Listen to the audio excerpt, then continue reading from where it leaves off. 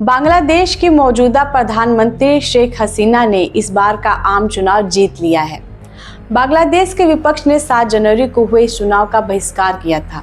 इस जीत के बाद शेख हसीना 5वीं बार बांग्लादेश की प्रधानमंत्री बनने जा रही हैं। पिछले साल नवंबर में जब चुनाव का ऐलान हुआ था, तभी यह तय हो गया था कि शेख हसीना की जीत होने जा रही है। इस चुनाव में निर्दलीय उम्मीदवार दूसरे नंबर पर रहे। चुनावी परिणामों की अगर बात करें तो अब तक 300 में से 298 सीटों का परिणाम जारी हो चुके हैं। शेख हसीना की पार्टी अवामी लीग को अब तक 224 सीटों पर जीत हासिल हुई है।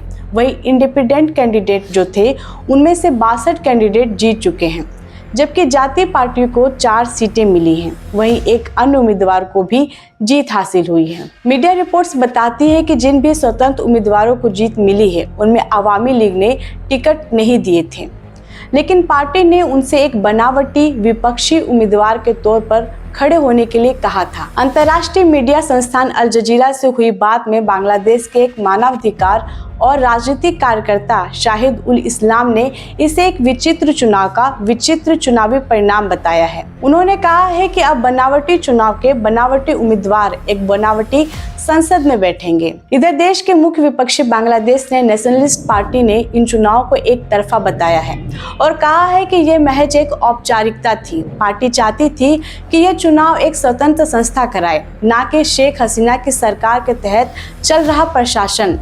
वहीं देश के चुनाव आयोग ने बताया कि इन चुनाव में 40% मत पड़े हैं। कई विशेषज्ञों ने इन आंकड़ों पर भी भरोसा जताने से इनकार कर दिया है। उनका कहना है कि मतदान के आंकड़े को बढ़ा चढ़ाकर पेश किया गया है। इधर अवामी लीग के नेताओं ने इन चुनाव परिणामों को लोकतंत्र की जीत बताया है।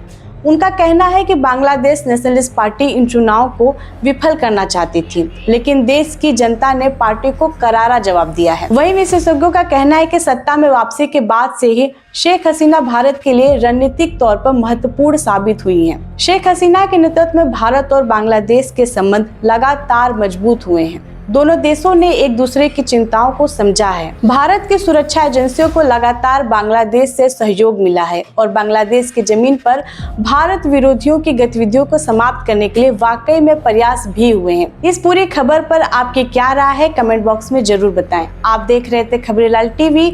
मैं हूं आकांक्षा। धन्यवाद।